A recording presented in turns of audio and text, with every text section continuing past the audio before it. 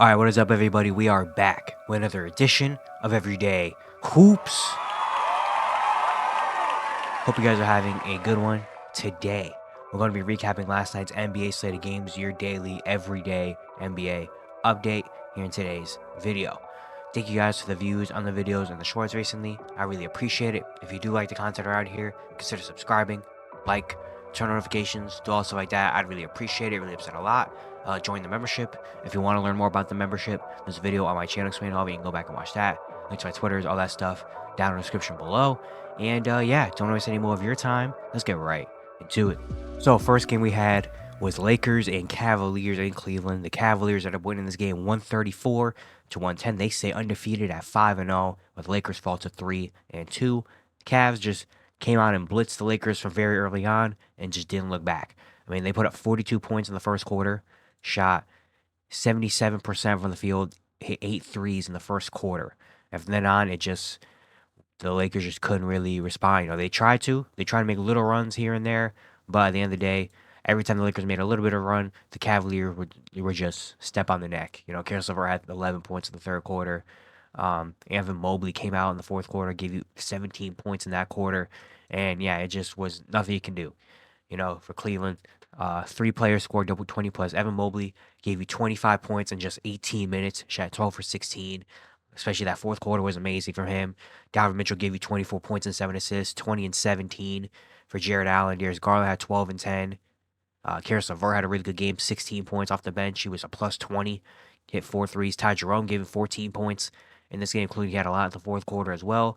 Cleveland just came out dominating. I mean, you shoot 57% from the field and 41% from 3 as a team, and then you also forced 21 turnovers by the Lakers. Like you're gonna win games a lot. They just have come out with this different type of energy to start this season.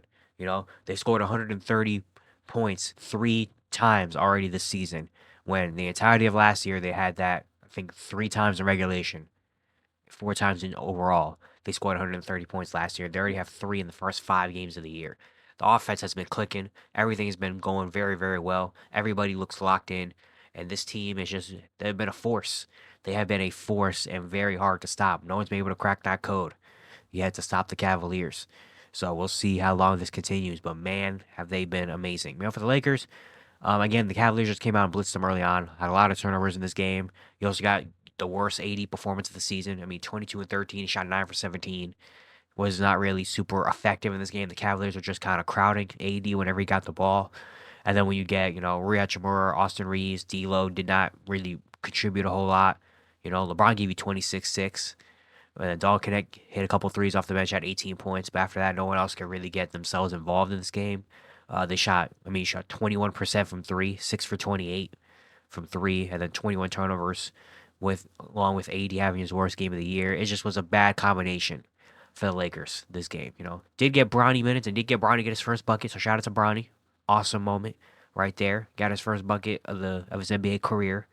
But yeah, just a very tough game for the Lakers. The Cavaliers, credit to them, they were just doing everything right, hitting shots, hitting threes, causing havoc, forcing turnovers, people getting involved off the bench. Like everything was just going right for the Cavaliers.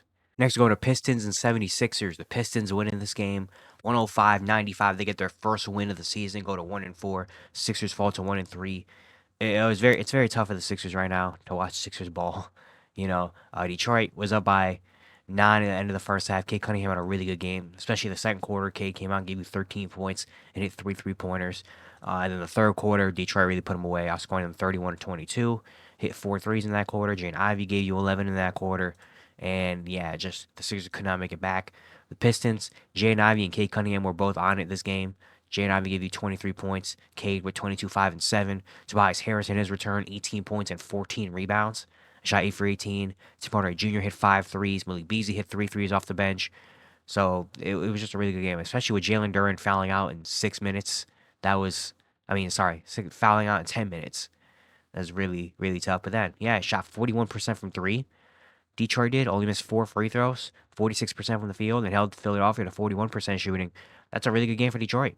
You know, the guards really lead them. Jaden Ivey and Kay Cunningham really leading the charge. Tobias Harris giving you some good production. Smarter Jr. Malik Beasley doing what they have to do, hitting their threes. You know, Isaiah Stewart was a plus 18 in his minutes. He came off the bench, gave you 7 points and 11 rebounds with 3 blocks in this game. So, yeah, a really good all around performance, and they also closed out.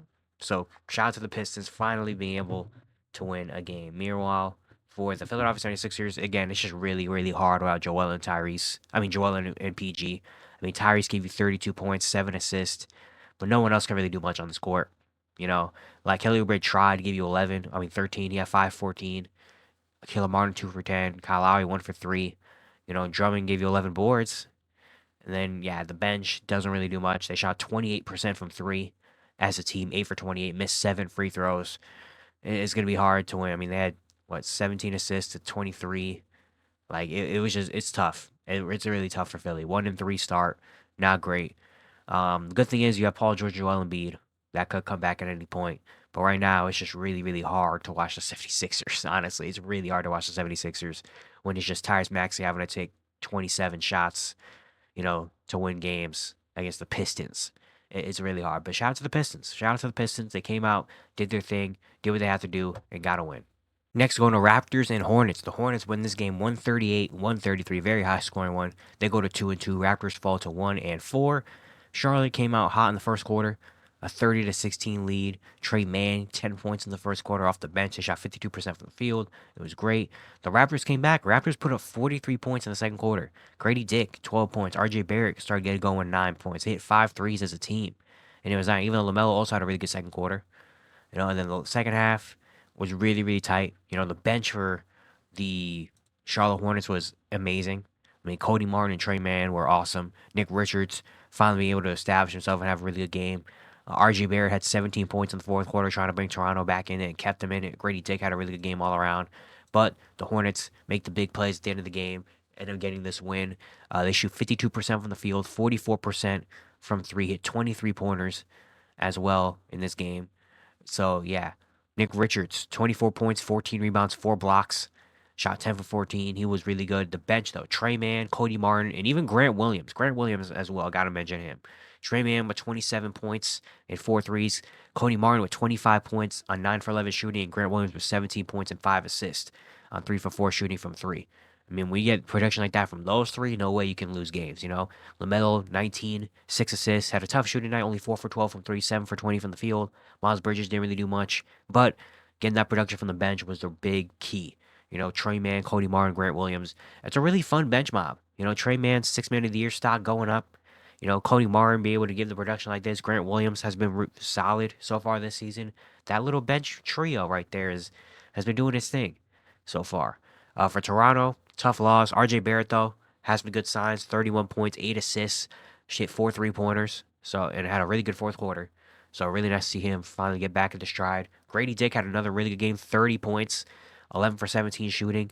Grady Dick, if there's one impressive thing, good thing to say about the Raptors this year has been Grady Dick. Grady Dick has been really, really good this year, putting the ball on the floor a lot, not just a three-point shot. I mean, he took 11 non-3-point shots. He got to the free throw line 8 times. He looked comfortable putting the ball on the floor, getting to the rim. 20 and 16 for Jakob Poeltl. You got 11 and 11 for Davion Mitchell, 11 for Jonathan Mogbo. Chris Boucher gave you 13. Ochai Agbaji gave you 10 points off the bench. I mean, they shot 57% from the field as well. It's just the 3-ball wasn't falling. I mean, the Hornets hit 23s, the Raptors hit 9 threes. The Raptors just hit a couple more of those, then maybe they get this W. They also missed 10 free throws. You can't miss 10 free throws in a game. But, I mean, this is a very high-scoring, fun one, but the Hornets, thanks to the bench mob and Trey Mann, the 6 Man of the Year Trey Mann, they got the W. Next, go to the Hawks and Wizards. The Wizards end up beating Atlanta again, 133-120. They get their second win of the year. They go to 2-2, while Atlanta falls to 2-3. The second half, really. In the first half, Trae Young had an amazing first half, 24 points. He was just on it. 14 in the first, 10 in the second. Atlanta was really, really good shooting from the field, 49%. It was just, they were on it, that first half. Second half, though, the Wizards start getting back into it. They outscore Atlanta 36-27 in the third quarter. They shot 53% from the field. Jonas Valanciunas had 10 points in that quarter. But Coulibaly had 9 more points. Bob Carroll hit a couple shots. They got to the free throw line a little bit more. And it was like, all right, here comes Washington. And in the fourth quarter, Wizards put up 40 points in the fourth quarter. Corey Kispert hit 3 threes in that quarter. They shot 70% from the field, 6 for 9 from three, 10 for 10 from the free throw line, won the rebound battle and the assist battle. Just amazing from the Wizards. And then the Hawks went scoreless. Trae Young had 4 points, all from the free throw line. The team shot 39% from the field, 37% from three in the fourth quarter. Only had 6 rebounds in that quarter, too. And it was just really, really tough. Atlanta also had only 9 players play. And the Wizards just came out and got this W. Just a really good all around performance from them. 53% from the field, 42% from three. Only missed 2 free throws in this game as well. 32 assists to 28. Won the turnover battle by a very slim margin, but still won it. Bilal Coulibaly with an amazing game. 27 points, 9 rebounds, 3 steals. 11 for 14, 3 for 5 from three, was a plus 23 in this game. Again, I've been saying it all year about the Wizards. Bilal Coulibaly has been very impressive. He's got a lot more responsibility on him, and he's doing his thing. And Bilal kind of had a little bit of a breakout game last night. He was getting to the rim at will, getting to the free throw line a little bit. He only took 2. Well, usually he's been getting to the free throw line a lot more. Defensively, he was on Trae Young, especially in that second half. He did a very, very good job. And Bilal has been playing some great basketball so far this season, man. Very impressive for the second-year player. And he might be one of those guys that, the Wizards are going to build around, be a future piece of this Wizards core future. And he's looking the part right now. Jordan Poole with a solid game as well, 24 points, 9 assists. He had 4 3-pointers, 4 more 3-pointers, I guess, in this game. He was in control. Jonas Valanciunas, 22, 8, and 6, had a big game off the bench. No one really on Atlanta could hold him. Bub Carrington had a good game, 16, 6, and 6, hit 5 for 8 from the field. Alex Saw gave you 11 points and 4 blocks, 16 for Corey Kispert, hit 4 3. Just everybody contributing. In a game without Kyle Kuzma, they came out and they showed out. Keyshawn George started, gave you 11 points, 5 for 10 from the field. He was a plus 22. In this game, the young guys really came out and just looked aggressive, looked like they were ready to go in this game, and made big plays down the stretch that really got him this win. Remember, for Atlanta, Trae gave you 35 points and 15 assists. He was on top of it. Jalen Johnson, 21 points, 17 boards. Zachary Versace started, had a good game, 17 points, 6 assists. David Roddy gave you 17. Clint Capella had 12 and 5. The bench, unfortunately, couldn't really provide a whole lot. The team shot 30% from three. And in the second half, they ran out of gas. They couldn't make shots. The second half in total was just, they didn't look bad statistically, but the fourth quarter, we have Trae Young shooting 3 for 13, 1 for 7 from three in the second half. Just not going to be able to win a whole lot of games like that, especially when the Wizards are shooting 60% from the field and 47% from three and have 6 players scoring double figures in the second half. That was really the tale of this game. But shout out to the Wizards, man. 2 wins, 500 record, balling a little bit. Next, go to Celtics Pacers. Wild game. Really wild game, Indiana was playing really good for the first 3 quarters. First 3 quarters looked like Indiana was going to have him. He put up 35 in the first quarter. Pascal Siakam was really aggressive. No Miles Turner as well in this game. And Isaiah Jackson came in, had a really good start to this game.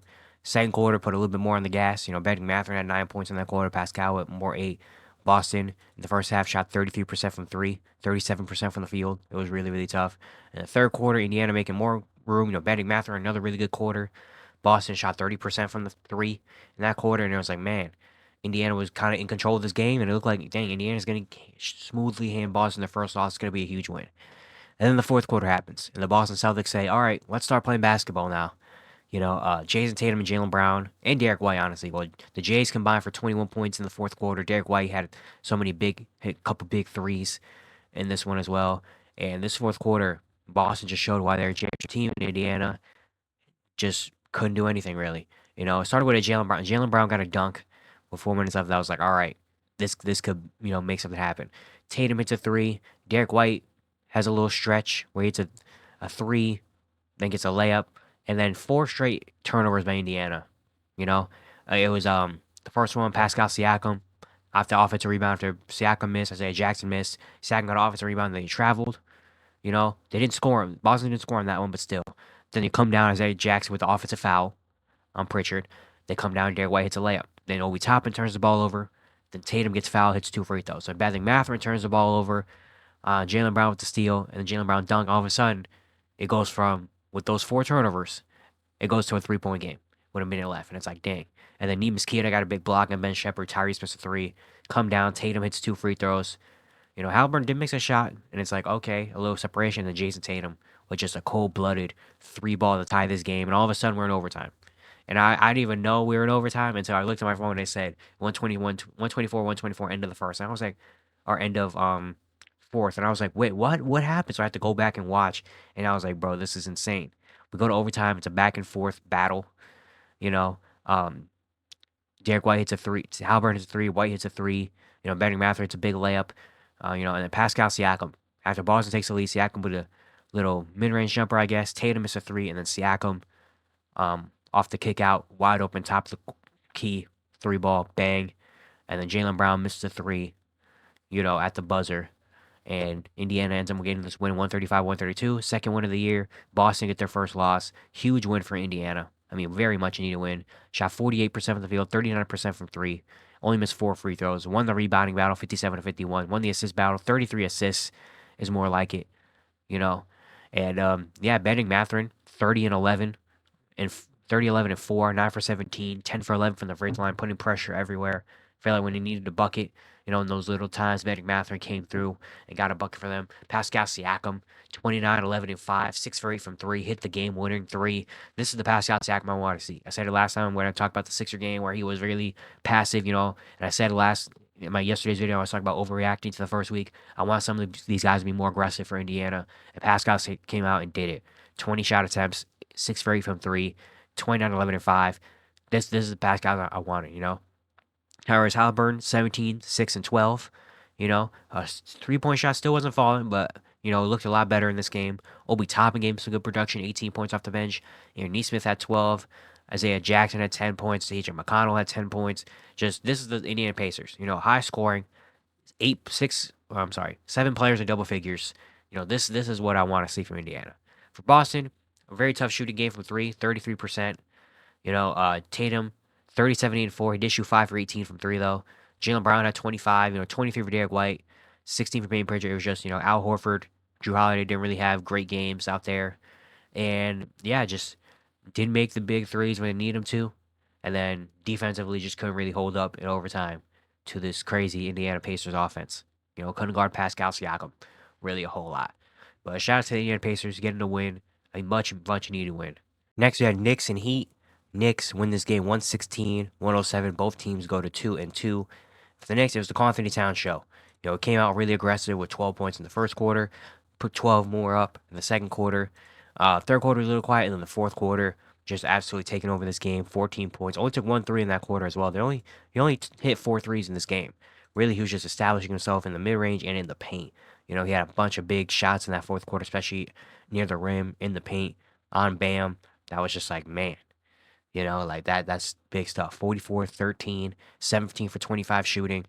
Just an amazing game from Cat. This is the Cat they needed. Cat hasn't really been super aggressive so far coming in for the Knicks, but this was a big game to wake him up. Jalen Brunson, 22 points, 9 assists. You don't need Jalen Brunson to do too much for Cats playing like this. And then McHale, 17 and 6 assists.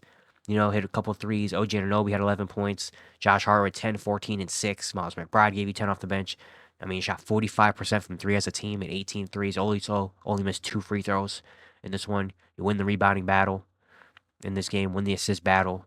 Shot 48% from the field as a team. Just a really good all-around game for the Knicks. When you get Karl Anthony Towns playing like this, it's going to be tough to lose games, especially when you have Jalen Brunson, McHale, OG, Josh Hart all made some big plays down the stretch in this game as well. That were huge. And just a really, really good game overall from New York. For Miami, Tyler Hero, I really liked how Tyler Hero's played so far to start this season. He had a really good game, 34, 5, and 7. Shot 60% from the field, 8 for 13 from 3. He was on it. He was really, really good in this game, keeping Miami alive. After that, Terry Rozier, 16 points. Jimmy, 15, 4 and 4. Shot 6 for 9. Not a very aggressive game for Jimmy. Bam continuing to struggle to shoot, 3 for 7 in this game. When Bam and Jimmy take less than 10 shots in games, it's going to be very tough to win. Because, both of those guys need to be more aggressive and need to shoot the ball. They're the 2 best players on the team. And then the bench didn't really provide too much for Miami either. Missed 8 free throws, lost the rebounding battle. They didn't shoot bad from 3. 42%, hit 17 of them. It's just that, Jimmy and Bam weren't really being aggressive. in this game. I mean, the guys combined to hit 9 shots while Tyler Hero hit 12. Like it's going to be really tough for Miami to win games. So for like that, so Jimmy and Bam have to be better, really, especially with the way Tyler Hero's been playing. You got to take advantage of this. But credit to the Knicks, a really good game. Anthony Towns with that game maybe gets him on track now, or maybe he has a really big season. Haven't really needed big Jalen Brunson performances yet to win games, which is really, really nice. And then we got the others contributing, like Josh Hart hitting a couple threes, Mikhail hit 4 threes, OG hitting 3 threes. Like it's perfect for the Knicks. Next we have Magic and Bulls. The Bulls win this game 102-99. They're 3-2. The Magic also 3-2, but the Chicago Bulls are 3-2 right now, man. Orlando came out hot in the first quarter. Paulo and Jalen Suggs both gave you 11 points in the quarter. Chicago shot 30% from the field. Chicago slowly climbing their way back. They're down 20 at one point, but the fighting Chicago Bulls find their way back. Fourth quarter was a slap fest for both teams. I mean, the teams combined to shoot over 23 from three to start this fourth quarter. It was very bad. Very, very bad. But then a lot of free throws. Things got together. Patrick Williams hit a huge 3-pointer in this game to give him the lead. And then for Orlando, it was just, nothing really could find the basket for Orlando. No, they shot 0 for 12 from three in that quarter. And then Jalen Suggs had the last shot of the game, even though he didn't take a shot in the entire fourth quarter. It was like a step back, mid range, whatever shot that he missed, and the Bulls end up getting this win. Second game in a row, they come back from down 20 and win this game. They shot 43% from the field, 38% from three. They dominated on the boards, 54-42. I mean, just good all around performance. Kobe White gave you 21 points, hit 4 threes. Josh Giddey with 20, 11, and 5, shot 4 for 4 from three. So it was a really, really good Josh Giddey game. 18, 14, and 5 for Vucevic. Zach LaVine had 11 and 10. I mean, getting a win when Zach LaVine shoots 2 for 9 from the field is big. Patrick Williams hit 10 points, hit 3 threes, had a good second half. I would assume he gave you 12 points off the bench. Just really good performances of the Bulls. They're the fighting Chicago Bulls, man. They're down 20, does not matter. Because they are going to come out and they're going to fight in the second half.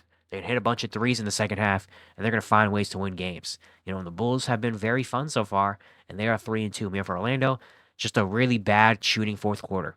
The spacing was not there. They shot 24% from three as a team. Got dominated on the glass.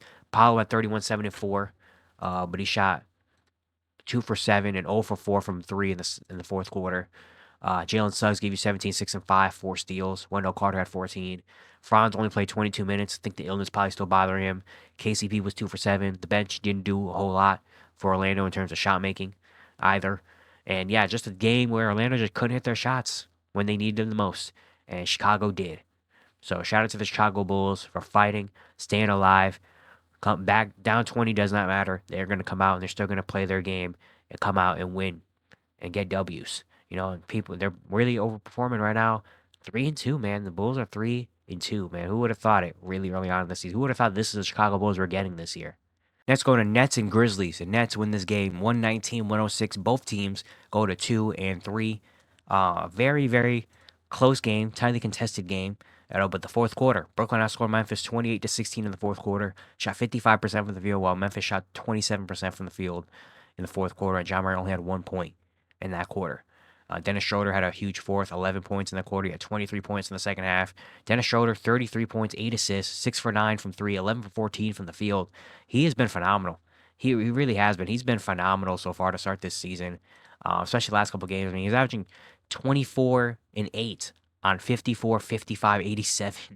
I mean, he has just been amazing to start this season for Brooklyn. He's been really, really good. Been shooting the ball super well and super aggressively. Defensively, he's been there. He's been getting people involved. He's been getting easy buckets at the rim as well. When Brooklyn needs a bucket, it's been Dennis Schroeder getting them it. So, Dennis Schroeder has just been phenomenal. Cam Thomas, you have a game where Cam Thomas shoots 4 for 12. He did get to the free throw line a lot, though. 10 for 11 from the free throw line. Have 19. Cam Johnson gave you 14. And then the bench, Zaire Williams and Jalen Wilson played big roles. Zaire Williams, 17 points on 6 for 10 shooting. Jalen Wilson at 12 and 7 rebounds. He was a plus 25 in this game. And Brooklyn shot 51% from the field. 15 threes, 36%. Only missed 3 free throws in this game. and then forced 22 turnovers as well. And thanks to the play of Dennis Schroeder, Brooklyn is 2-3, and they've been a competent 2-3. Like they honestly maybe could be 3-2. If they win that game against Denver, like they have been very competent this season, thanks to Dennis Schroeder and Cam Thomas being a really good backcourt, and then them just finding ways to kind of mess up the game a little bit. They've been really solid defensively. Like this is a decent Brooklyn Nets team. And then for Memphis, Jaren gave you 30. Really encouraging to see. Injuries are really tough though. The injury bug keeps continuing. Desmond Bane only playing 16 minutes. Marcus Smart got hurt 6 minutes into the game. Hopefully it's not anything serious for that. But yeah, just really tough not having those guys around. Ja gave you 14, 8, 11. He's got to be better shooting. Shot 5 for 16 from the field so far. Josh shooting 42% from the field, 16% from three. He's only taking 14 shots per game as well. I feel like John Murray needs to be a little bit more aggressive for them. Zach Edey gave him 13. Brandon Clark gave him 13 off the bench. But yeah, I mean, they shot 29% from three. 22 turnovers. I mean, they had to play Jalen Wells and, you know, Jay Huff in the fourth quarter to close out a game. And it's just really going to be tough to win. But Jaren did wake up. So hopefully Jaren maybe, starts to wake up and get some more minutes, has some big performances, you know. But yeah, it's just the Grizzlies are just getting the injury bug right now. But shout out to the Brooklyn Nets, man, and Dennis Schroeder. Next, going to Spurs Thunder. Thunder win this game 105-93. They are undefeated, still at 4-0, while San Antonio is 1-3. Even though this game didn't look like a blowout, really, score wise, box score wise, but when you watch it, you just felt like San Antonio never had a chance in this game. OKC, good all-around performance. Lou Dort, 20 points, 6 rebounds, 6 for 8 from 3. He was just chucking them up and it was going in. Chet Holmgren, 19, 5 and 2, 2 steals, 2 blocks, 7 for 10, 3 for 3 from 3. Had an amazing first half. He's just been phenomenal so far. I mean, Shea gave you 18. I mean, having a game where Shea shoots 7 for 20 from the field and you still win is great. He also took 10 threes, which is not Shea. Shea trying some new things. Jay Dale gave you 12, 7 and 8 with 4 steals, and AJ Mitchell, 12 points off the bench. Team shot 41% from 3, 46% from the field. Won the assist battle, forced 22 turnovers. Defense still there, still allowing under 100 points. The OKC just doing his thing. Just a really good all performance from the Thunder. For the Spurs, Harrison Barnes had 18, 17 for Jeremy Sohan. Chris Paul had 14 and 9 assists. Malachi Branham had 15 off the bench. Victor Wembanyama, though, 6 points, 8 rebounds, 2 assists, 1 for 5, 0 for 3 from 3. Victor Wembanyama can now take 5 shots in a game for this team, and 3 of them be 3. That just can't happen. Wemby has not been great to start this season. He's averaging 16. He's shooting 40% from the field, 19% from 3. He needs to be better. He needs to be better. He needs to be more aggressive. I know Chet Holmgren is an amazing defender, but still, you're Victor Wembanyama. He just needs to be so much better in terms of being more aggressive, getting easier shots. I feel like he's just making things harder for himself by standing out on the perimeter and trying to do a lot of more stuff. Where it's like, bro, 7-4, just get a couple of layups at some point, and then that unlocks the rest of your game. But yeah, he just was not really a factor in last night's game, and that's just not something that we've seen from Wemby, and that's not something that Wemby should be. Wemby should never have a game where he's just a non-factor, where you don't remember anything that he did in this game. I don't remember a single thing Victor Wembanyama did. That's not something that that should happen for him. Again, he's 20 years old. He's coming into his second year. The media has been very pushing him, so I think they have to chill out a little bit. But still, I mean, you saw what he did his rookie year. He never had a performance where it was just like, man, this is bad. Wemby had a bad performance last night. He has not been good this season, and he needs to step it up a whole lot. But as a Spurs, I mean, some of the guys around him are doing the same. I mean, Jeremy Sohan has been playing really good. Harrison Barnes and Chris Paul have been doing what they need to do. It's just that Wemby has not been able to really show up and perform. And when he does, they're going to be a good team. So that just needs to be the next step. Wemby just has to be consistent and has to be better. Next, we got Pelicans and Warriors. The Warriors beat the Pelicans again, 104-89 without Steph, and they're 4-1. Pelicans dropped to 2-3. They've lost 3 games in a row. The Warriors 2-0 without Stephen Curry. That's impressive. Really, really impressive. Buddy Hield, another good game, 21 points, shot 4 for 12 from 3. Jonathan Kuminga, 16 off the bench, shot 50% for the field. The starters, Draymond, 14, 4 and 6 with 5 blocks, an amazing defensive game, especially on Zion, and hitting 3 3-pointers. Tristan Davis gave you 15 and 9. Pajemski, 13, 8 and 7. Kyle Anderson had 10 points off the bench. The team shot 47% from the field. Hit 13 threes in this game, 32 assists, won the turnover battle. Just a really good all around game for the Warriors. Like they've been playing some really good just team basketball. It hasn't been just one guy taking over. It's been everybody. Buddy Hield. It's been Brad Pajemski, Draymond Green. They're just doing all the little things, making the simple plays, and it's working.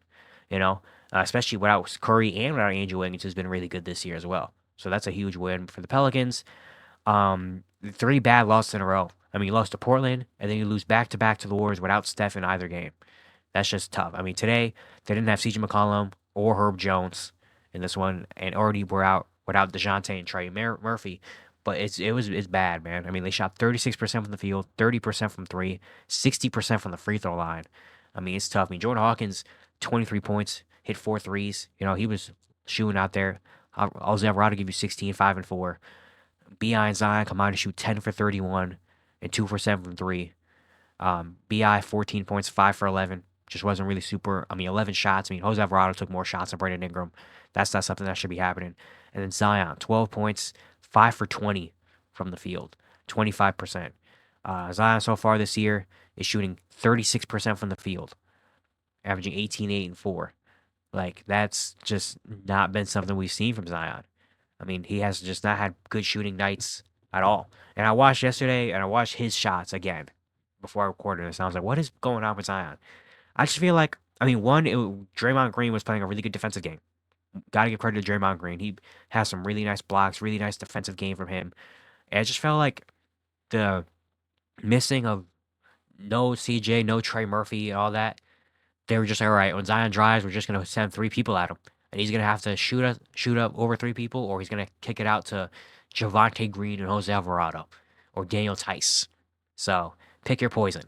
And Zion, a lot of times, went up for the shot and missed. He also did miss a lot of easy ones, just the ones where he was trying to get a foul call or anything, and he just kind of missed easy ones that I expected him to make. But it's also been just without anybody else out there on the court to really help him and space the floor for him, it's going to be really tough. And then also the bench didn't really do much either in this game. And yeah, the Pelicans have just been not good so far this year. And they are 2-3, but it hasn't been an encouraging 2-3. Those 3 losses are not good losses. It's been losses to not good teams. So the Pelicans got to figure something out. They need health, first of all. That's the main thing. They need health. They need everybody back so they can really figure out how to work this team. But yeah, they also need Zion to be better. Zion needs to be a whole lot better if they want to win games. But credit to the Golden State Warriors, man. 4-1, 2 wins without your star player. I mean, that's some impressive stuff right there. And finally, we have Blazers and Clippers. The Blazers win this game 106-105, get their second win of the year. They're 2-3. The Clippers fall to 2-2. What a win for the Portland Trail Blazers. I mean, this is a very close game throughout the entirety of it. Like first half was Portland actually had a 4-point lead. Anthony Simons, DeAndre Ayton had 10 points. Scoot had a really good first half, had 9 points. The Clippers just couldn't really get much going besides Norman Powell, and the bench hit a couple shots. Third quarter, Clippers had a good quarter, and I was like, all right, maybe they'll pull away here. Norman Powell had 11 in that quarter. Harden hit a couple threes. I was like, okay, here we go. But in the fourth quarter, it was an ugly quarter, especially the last minute and a half. Anthony Simons had a good stretch where he scored 7 straight, and then DeAndre Ayton with the hook shot to give them the ultimate lead. The Clippers just couldn't. Offense just was not great for the last 2 minutes. Portland didn't hit any shots either, really. But Portland dominated the glass, 13-9 in that quarter. They shot 47%, hit 4 threes, while the Clippers shot 43%, hit 2 threes in that quarter. And then James Harden with ultimately the turnover, trying to feed Zubac, even though Zubac hadn't really done much of the entirety of the game on the offensive end. And the Blazers ended up winning. 25-6 for Anthony Simons, shot 10 for 24, hit 3 threes. When it counted, he had scored 7 straight to help him win. DeAndre Ayton with 15-12 as well. Denny with 13-10, 12 for Tumani Kamara. Scoot 14-6, shot 5 for 8. Team shot 44% from the field, 42% from 3 on 14 makes. Only missed 2 free throws in this game as well. Won the turnover battle too. Just a really good win. Portland just being able to stay in there, keep it close until the fourth quarter. And in the fourth quarter, lead on their star player, Anthony Simons, to hit some shots and play some really good defense and end up getting the win. For the Clippers, a tough loss. Norman Powell gave you 30, 19, 5, and 10 for Harden. Just a tough Zubac game, 6 points, 2 for 7. Terrence Mann didn't really perform much. Derrick Jones was 1 for 3. The bench hit a couple shots, which is really nice.